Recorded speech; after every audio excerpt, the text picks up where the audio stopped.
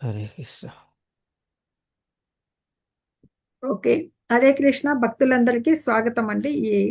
మనకి ఈ లెవెల్ 3 క్లాస్లో ఈశోపనిషత్తు 17వ మంత్రానికి వచ్చేసాం. మనము చూసాం కదా నిన్న 16వ మంత్రము.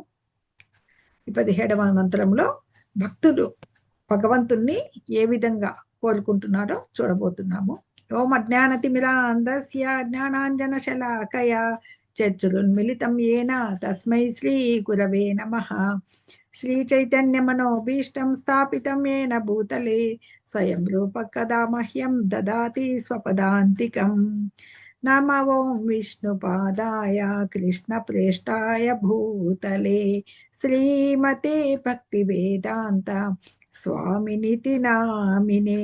నామస్తే సరస్వతి దేవే గౌరవాణి ప్రచారిణే నిర్విశేష శూన్యవాది పాశ్చాత్య దేశతారిణే. హే కృష్ణ కరుణా సింధో దీనబంధో జగత్పతే గోపేశ గోపికా కాంత రాధాకాంత నమోస్తుతే.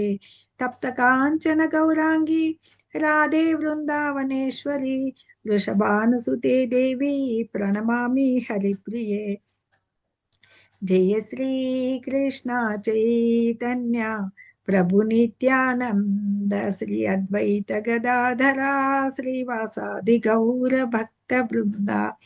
హరే కృష్ణ హరే కృష్ణ కృష్ణ కృష్ణ హరే హరే హరే రామ హరే రామ రామ రామ హరే హరే. హరే కృష్ణ హరే కృష్ణ కృష్ణ కృష్ణ హరే హరే హరే రామ హరే రామ రామ రామ హరే హరే. హరే కృష్ణ హరే కృష్ణ కృష్ణ కృష్ణ హరే హరే హరే రామ హరే రామ రామ రామ హరే హరే. శ్రీ శ్రీ రాధా గోవింద్కి జై. ఈశోపనిషత్తు భక్తుడు భగవంతుణ్ణి పొందేదానికి చేసే ప్రార్థనలు. అందులో తనని తాను మలచుకుంటూ, అంటే పవిత్రీకరణ ద్వారా తనని విశుద్ధ భక్తునిగా మార్చుకుంటూ భగవంతుని మాయా తెరను తీయమని చెప్పి నిన్న 16వ శ్లోకంలో హిరణ్మయేన పాత్రేనా చూసాం కదా మనము. 1 సెకండ్ అండి. ఆ శ్లోకము మనము చూడడం జరిగింది నిన్న. దీంట్లో 16వ మంత్రంలో హిరణ్మయేన పాత్రేన అనేసి ఆయన మాయాతెర తొలగిస్తే నీ అద్భుతమైన రూపాన్ని చూస్తానని చెప్పేసి చెప్పారు నిన్న. అది మొన్నటిది 15వ మంత్రం. నిన్న పూషన్నే కర్షేయమ సూర్య ప్రాజాపత్య వ్యూహారశ్మీన్ సమూహత్తేజో ఎత్తే రూపం కళ్యాణతమం తత్తే పశ్యామి యోసావసౌ పురుషస్సోహమస్మి. భగవంతుణ్ణి పురాతన మహర్షి విశ్వపోషకుడా జగన్నియామకుడా శుద్ధ భక్తులకు గమ్యస్థానమా, నన్ను దయవుంచి దివ్య కిరణాల కాంతిని ఉపసంహరించు నీ దివ్యమైన స్వరూపాన్ని చూస్తాను అని చెప్పాడు కదా. నేను కూడా నీకు అంటే బంగారు గనిలోని కనిక వలె నేను కూడా నీ దేవాది దేవుల్లోని ఒక అంశనే అని చెప్పి వచ్చాడు. విశుద్ధ స్థాయికి చేరుకున్నాక భగవంతుడు బ్రహ్మజ్యోతి వరకు ఆగిపోలేదు. నేను ఆ పక్కన ఉన్న పరమాత్మని దాటుకుని భగవంతుణ్ణి దర్శించాలని ప్రార్థిస్తున్నాను అనమాట. ఈవేళ ఏం చేశాడో చూద్దాం.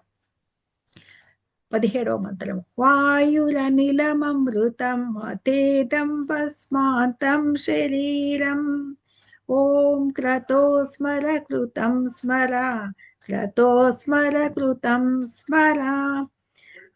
ఈ 17వ మంత్రంలో ఏం చెప్తున్నాడంటే, ఈ తాత్కాలికమైన ఈ శరీరం భస్మమై బూడిదగుగాక, ప్రాణవాయువు మొత్తం వాయువులో కలిసిపోవుగాక.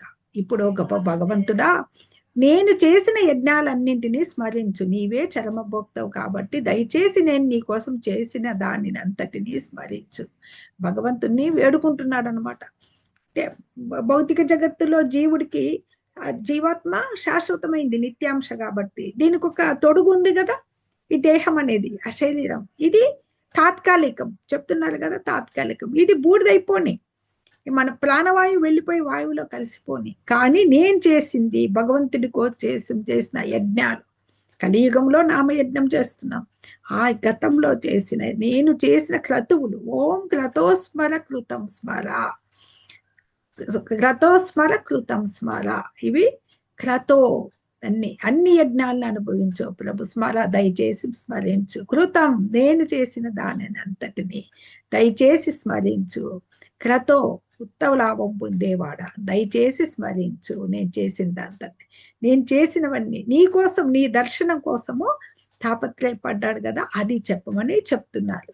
దీనికి మనకి ఏం చెప్తున్నారంటే ప్రపాదుల వారి భాష్యంలో, ఈ భౌతిక శరీరం నశించిపోతుంది, ఇది కలిసిపోయేదే, దేహం ఉండదు, కానీ జీవాత్మ శాశ్వతమైంది. అది మనకి భగవద్గీతలో కూడా చెప్పబడింది. ఇది నజాయితే మ్రియత వాకు కదాచిత్ నాయం భూత్వా వైత వాన భూయ అని మనకి 2.20 శ్లోకంలో చెప్పబడింది అనమాట. ఒకసారి క్షమించాలి. హరే కృష్ణ.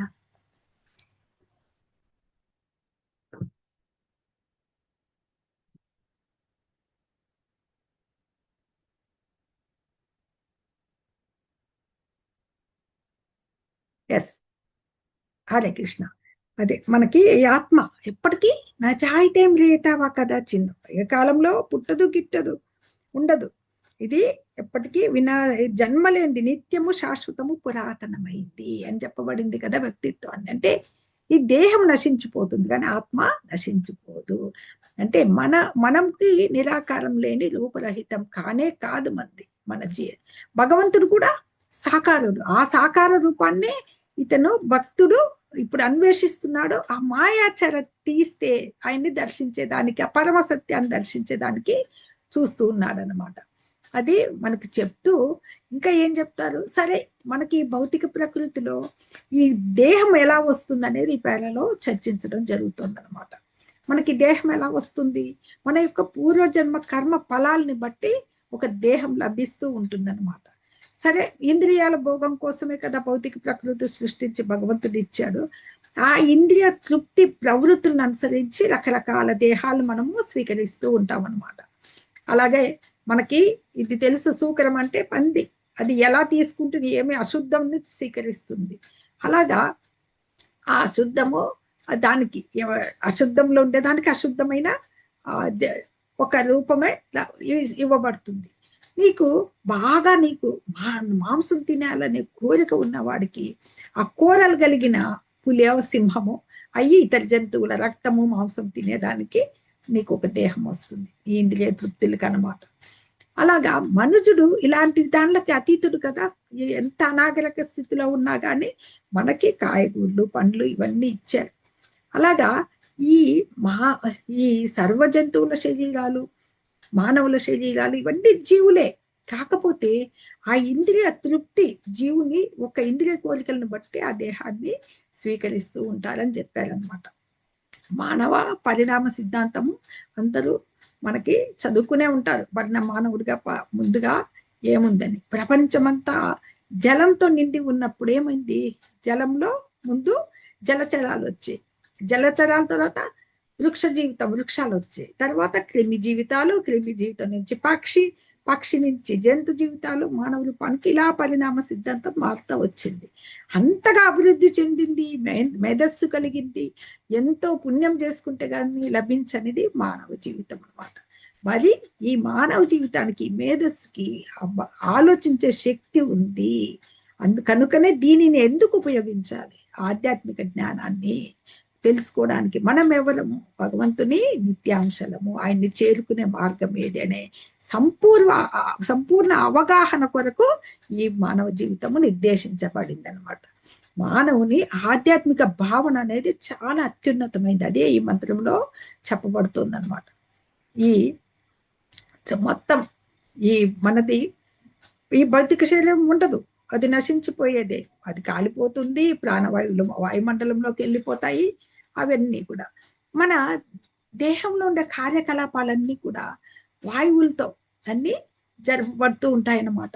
5 రకాల వాయువులు ఉంటాయని మనకి 2వ అధ్యాయంలో చెప్పబడుతుంది అన్నమాట. ప్రాణాపాన ఉదాన సమాన ఆ వాయువులతో తిరుగుతూ ఉంటుంది ఆత్మ అని చెప్పి చుట్టుకొని ఉంటాయని మనం చూసుకున్నాం. ఈ యోగులు ఏం చేస్తారు? ధ్యాన యోగంలో ఆత్మ అత్యున్నత చక్రమైన బ్రహ్మరంధ్రానికి చేరే వరకు వాయు చక్రాలతో తిరుగుతూ వాళ్ళు చేస్తారు. మనకు 6వ అధ్యాయంలో భగవద్గీతలో చెప్పబడింది క్లియర్గా. అలాంటి సంపూర్ణ యోగి అలాంటి స్థితి నుండి తనకిష్టం వచ్చిన లోకానికి తను వెళ్ళగలే, అంటే తన దేహాన్ని త్యాగం చేసేదానికి ఒక నిర్దేశిత టైంలో వదులుతాడు. ఆరోగ్యంలో మనకు చెప్పబడినట్లు ధ్యాన యోగంలో అనమాట యోగి అంటే.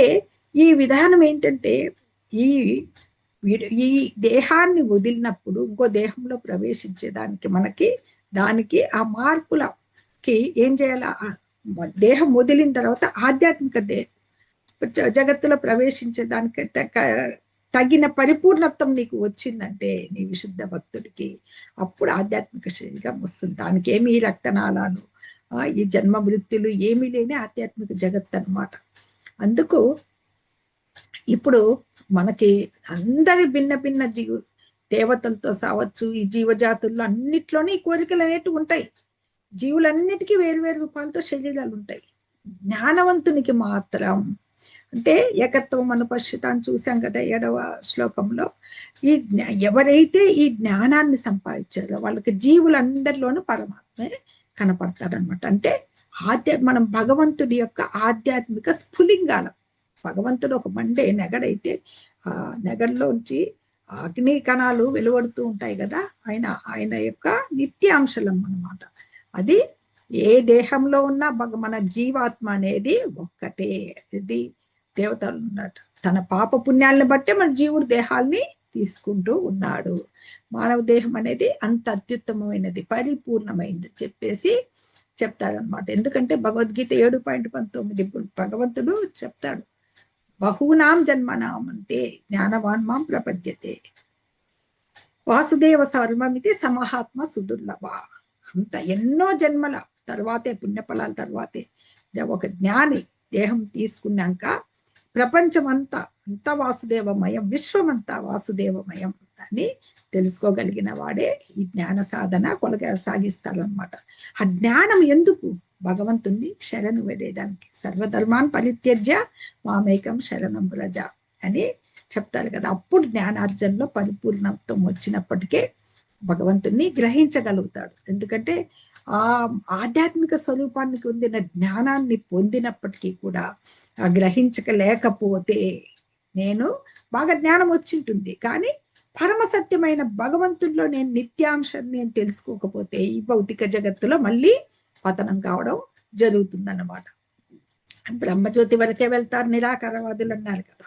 వాళ్ళకి ఈ భక్తి మార్గంలో ఎలా వెళ్ళాలో తెలీదు. వాళ్ళకి కేవలము వాళ్ళ బ్రహ్మజ్యోతిలో లీనమైపోతామని, భగవంతుడు నిరాకారుడు అని వాళ్ళు ఫిక్స్ అయిపోయినప్పుడు, సాకారుడు కాదన్నప్పుడు భక్తియుత సేవ ఎవరికి చేస్తారు?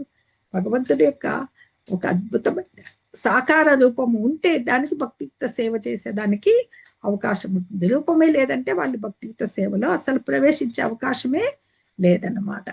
ఈ బ్రహ్మజ్యోతి ఇది మనకు తెలుసు కదా, ఆ అనుభూతి సత్ చైతన్యం అనుభూతి జీవాత్మలని ఆధ్యాత్మిక విస్ఫులింగాలతో నిండి ఉంటుంది. భగవంతుడి మొన్న 15వ శ్లోకంలో చెప్పాం కదా, హిరణ్మయైన పాత్రైన ఆయన దేహ కాంతి, బ్రహ్మాండమైన ప్రకాశించే బ్రహ్మజ్యోతి, ఆ అనుభూతి అనేక ఆధ్యాత్మిక విస్ఫులింగాలు మనమంతా బ్రహ్మజ్యోతిలో అనమాట.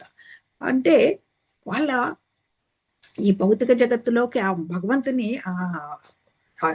అంశాలు కేవలము ఎందుకు పంపబడతాం? మనకి ఎప్పుడైతే ఈ భౌతిక కోరికలు ఉంటాయో, ఆ భోగాల పట్ల మోహం ఉంటుందో, ప్రతి ఒక్కరు పరిపూర్ణ భక్తులు కావాలంటే జన్మలు పడుతుంది కదా. ఈ భౌతిక జగత్తులో యంత్రారూఢాని మాయయ్య తిరుగుతూ ఉంటాం అన్నమాట.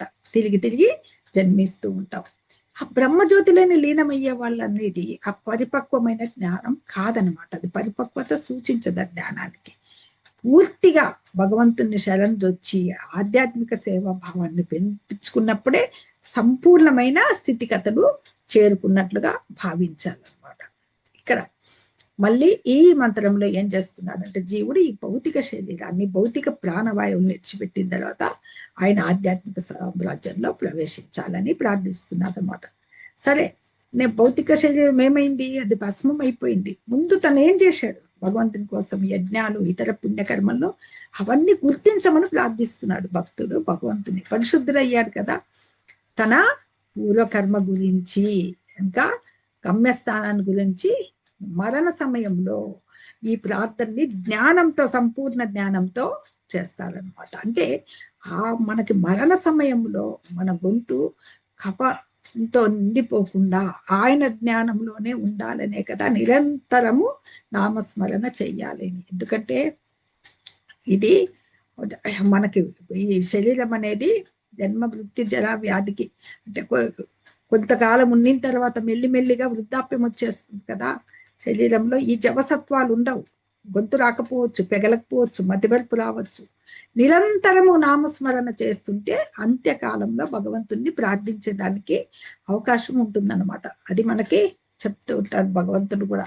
ఏమని? ఎం వాపి స్మరన్ భావం, భగవద్గీత 8:6లో చెప్పబడుతోంది.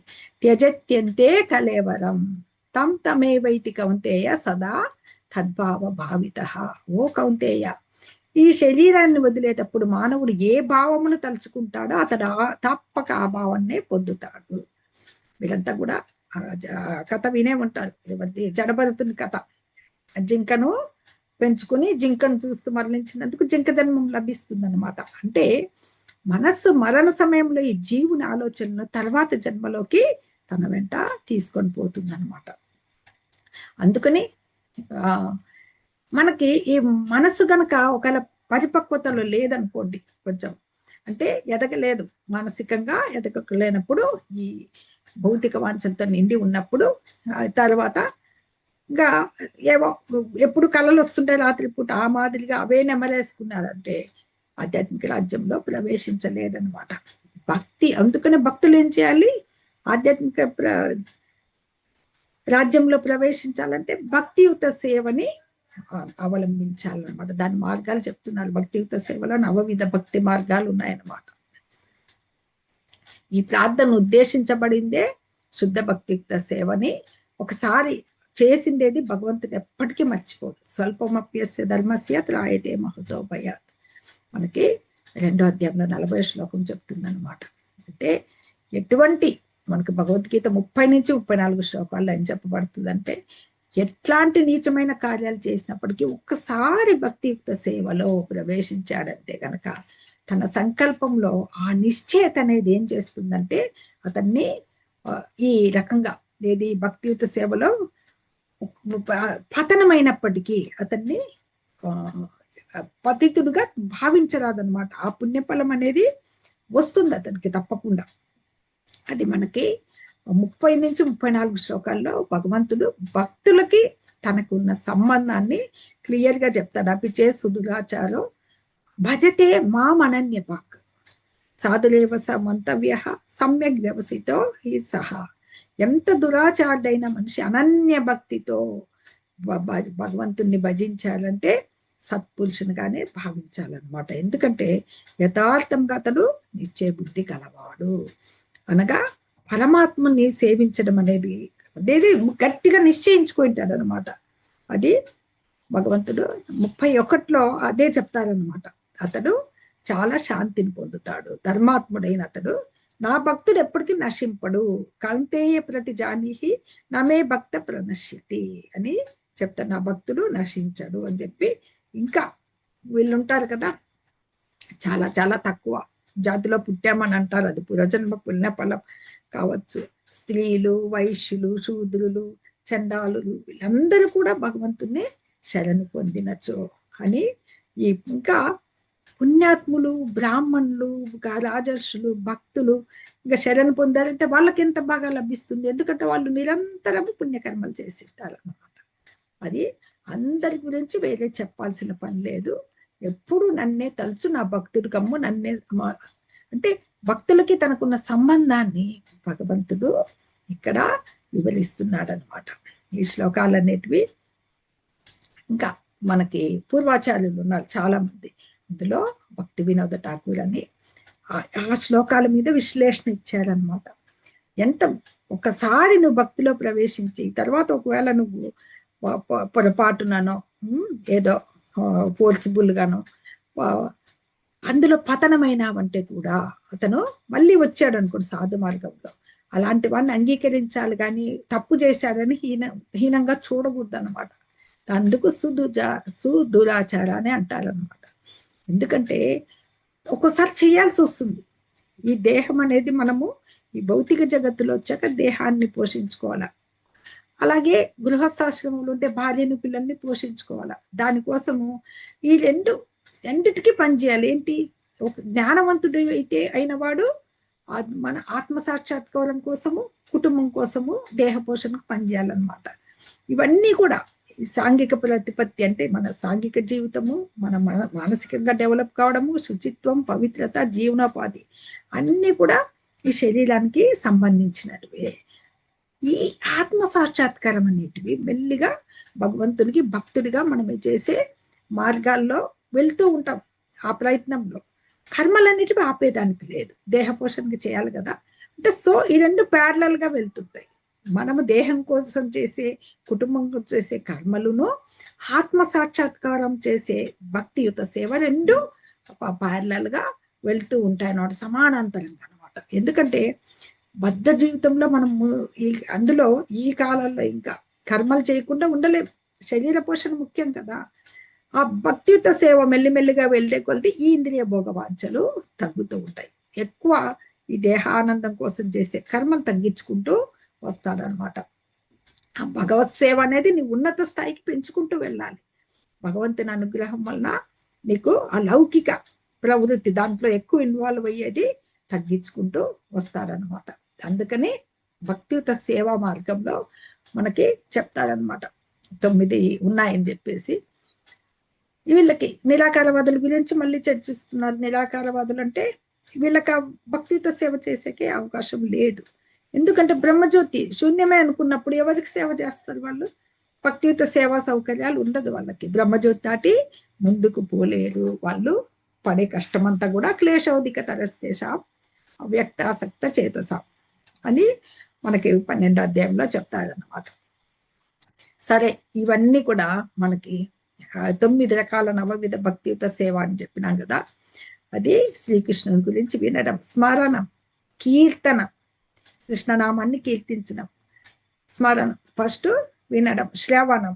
మొట్టమొదట శ్రవణం అనేది చాలా ఇంపార్టెంట్ అనమాట. భగవంతుని గురించి వినడం శ్రవణం, శ్రీకృష్ణ నామాన్ని కీర్తనం, తర్వాత స్మరణం, ఆయన పాదపద్మాల సేవనం, శ్రీకృష్ణుని అర్చనం, ఆయన్ని ఇది అర్చనం, దాస్యం, వందనం, వందనం, దాస్యం, సఖ్యం, ఆత్మ నివేదనం అని 9 నవవిధ భక్తి విధాలు అనమాట. దీనిలో కూడా ఉదాహరణలు ఉన్నాయి. ఇక్కడ భగవంతుని గురించి ఇక్కడ భాగవతం శ్రవణం చేసింది ఎవరంటే పరీక్షిత్ మహారాజు ఉదాహరణ. అలాగే కీర్తనానికి ఆయన చెప్తూ ఉంటే సుఖదేవ గోస్వామి ఈయన విన్నాడు అంటే సుఖదేవ గోస్వామి కీర్తనం కిందికి ఉదాహరణ చెప్పుకోవచ్చు. శ్రీకృష్ణ భగవాన్ని తలుచుకోవడం ప్రహ్లాదుడు నిరంతరం ఆయన స్మరించి తన తండ్రి పెట్టిన కష్టాల నుంచి బయటకు వచ్చాడు. ఆయన పాద పద్మాలను సేవించడం లక్ష్మీదేవి నిరంతరమైన పాదాల దగ్గరే ఉంటుంది. అర్చనం ఋతు చక్రవర్తి, ప్రార్థనం ప్రార్థించడం, అక్రూరుడు వందనం అంటే వస్తుంది ప్రార్థన, దాస్యం చేయడం సఖ్యభక్తి హనుమంతుణ్ణి క్షమించాలి, దాస్యం హనుమంతుడు, స్నేహము అర్జునుడు అందరికీ తెలుసు కదా. అలాగే సర్వస్వాన్ని నివేదించుకోవడం బలి చక్రవర్తి వామనదేవుని చేత తన తల మీదే పాదం పెట్టి తనని ఆత్మ నివేదన చేసుకున్నాడు అన్నమాట. ఇవి నవవిధ భక్తి విధానాలు. నవవిధ దీంట్లో ఏదైనా ఆచరించవచ్చు. అన్ని ఆచరించిన వాళ్ళు కూడా సంపరీష చక్రవర్తిని చెప్పుకోవచ్చు. అవి మనకి ఈ ఫలాన్ని పొందాలని ఇక్కడ ఎగ్జాంపుల్స్ కూడా చెప్పారనమాట. వీళ్ళంతా కూడా భగవంతునికి అర్పించడం వల్ల ఇంత ఈ మార్గాల్లో వెళ్ళి వాళ్ళు సిద్ధిని పొందారనమాట. అంటే ఇప్పుడుండే ఈ శ్లోకం యొక్క ఈ మంత్రం యొక్క అర్థమేమి, అన్ని సర్వ వేద మంత్రాల అర్థము, ఈ మంత్రం యొక్క అర్థము అన్ని వేద మంత్రాల అర్థము వేదాంత సూత్రాల్లో చెప్పబడింది అని చెప్తారు. వేదాంత సూత్రాలు అంటే ఏమంటే వాటికి వ్యాఖ్యానమే భాగవతం అనమాట. అంటే భగవంతుని గురించి వినడము, కీర్తించడము, భక్తియుక్త జీవితానికి మూలాధారాలు. మూలం ఏమంటే శ్రవణం, కీర్తనం. ముఖ్యంగా భక్తియుత సేవా మార్గాలు 9 ఉంటే వాటిల్లో శ్రవణం, కీర్తనం అత్యంత ముఖ్యమైనటువంటి మాట. భాగవతం ఎవరు చెప్పారు? సుఖదేవ గోస్వామి చెప్పగా పరీక్షణ్ మహారాజ్ భాగవతం విన్నారనమాట. ఎందుకంటే సుఖదేవ గోస్వామి చాలా గొప్ప యోగి, ఆత్మారాముడైన, జ్ఞానుల్లో మహనీయుడైన ఆధ్యాత్మికాచార్యుడు. కాబట్టి ఆయన ద్వారా ఈయన వినడం జరిగిందనమాట. అప్పుడు మరణించే సమయంలో ఏం చేయాలి మానవుడు, కర్తవ్యం ఏంటి అని పరీక్షణ్ మహారాజు ఒక మంచి క్వశ్చన్ అడిగాడు అనమాట. అందుకు ఈయన ఆన్సర్ ఏం చెప్పాడు? ఎందుకంటే ఈ మరణం గురించే కదా ఇప్పుడు ఈ మంత్రంలో మనకి చెప్పబడుతోంది. నా శరీరం నశించిపోని, కాలిపోని, ప్రాణవాయువు కలిసిపోని, కానీ నన్ను తలుచుకోని, అన్ని ఆందోళన నుండి విముక్తి పొందగోరేవాడు, సమస్తానికి ఉత్తమ నిర్దేశకుడు, సమస్త దుఃఖాలను నివారించేవాడు, సర్వజీవుల హృదయాల్లో నుండే పరమాత్ముడైన దేవాది దేవుని గురించి వినడం. ఏం చేయాలి మరణించే సమయంలో? ఏం చేయాలంటే భగవంతుని నామాన్ని స్మరించుకోవాలి, వినాలి, ఆయన గురించి, ఆయనను కీర్తించడం, స్మరించడం చేయాలి.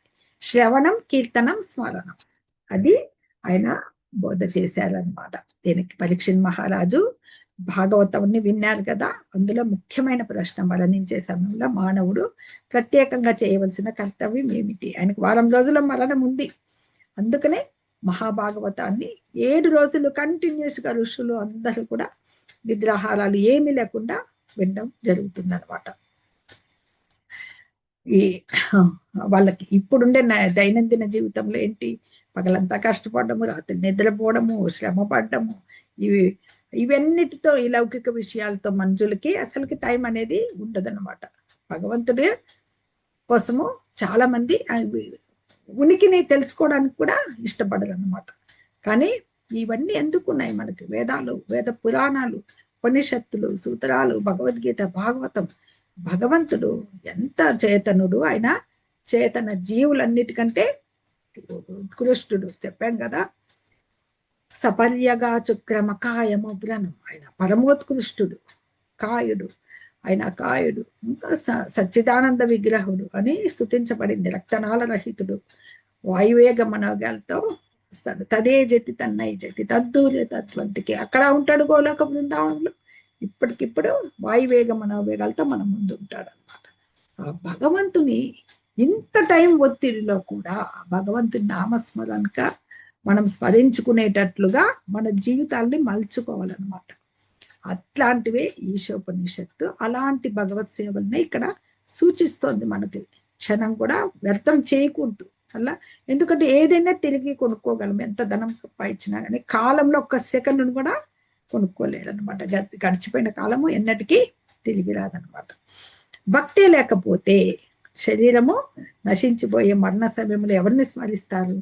తాను చేసిన యజ్ఞాలను కానీ త్యాగాలను కానీ స్మరించమని భగవంతుని ఎలా ప్రార్థిస్తారు? త్యాగం అంటే ఏంటి? ఇంద్రియాశక్తిని నిరాకరించడం. ఇక్కడ త్యాగం ఏంటి? భౌతికానందాలు అన్ని వదిలేసి సన్యాసంగా తీసుకొని కాదు. మానవుడికి భౌతిక బంధాలు ఉన్నాయి. ఆ భౌతిక బంధాలలో చిక్కుబడిపోకుండా, అంటే ఆ భోగవాంఛల పట్ల లాలసని తగ్గించుకోవాలన్నమాట. మన ఇంద్రియాలు ఎప్పుడు కోరికలు కోరుతూ ఉంటాయి, అన్నిటి మీద ఆసక్తి గుర్రాల్లాగా పరిగెడుతూ ఉంటాయి. ఆ కోరికలన్నిటి కూడా భగవత్ సేవ వైపు మనము వినియోగించాలి. అది ఒక కళ. ఆ కళను మనము అభ్యసించగలగాలన్నమాట.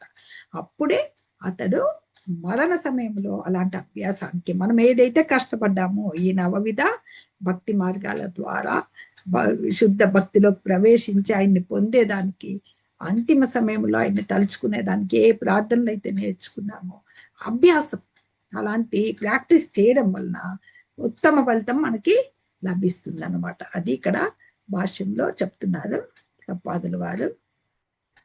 హరే కృష్ణ. భక్తులందరికీ ధన్యవాదాలండి. హరే కృష్ణ మాత. హరే కృష్ణ మాతాజీ. అటెండెన్స్ పెట్టాను చూసారా? హరే కృష్ణ. శరీరం ఓం క్రతో స్మర కృతం స్మర, క్రతో స్మర కృతం స్మర. ఒకసారి చూస్తే ఇది తాత్కాలికమైన ఈ శరీరం భస్మమై బూడిదగు గాక. ఈ శరీరం ఎంత నశించిపోయినా భగవంతుణ్ణి నేను చేసిన యజ్ఞాలు చరమభోక్తవు, అంటే భోక్తారం యజ్ఞ తపసం సర్వలోక మహేశ్వరం అంటాడు కదా. నేను చేసిన దాన్ని అంతటిని ఆ చెయ్యడం అనేది మనం ఇప్పుడు ఆ విశుద్ధ భక్తి ద్వారా నేర్చుకోవాలి. నేటి కాలాల్లో నవవిధ భక్తి మార్గాల ద్వారా ఈశోపనిషత్తులో మనకి భగవంతుణ్ణి ఆ పరమ సత్యాన్ని దర్శించే మార్గాలు చెబుతోందన్నమాట. మనం ఎవరం విద్య అవిద్యకి తేడా చూసాం కదా.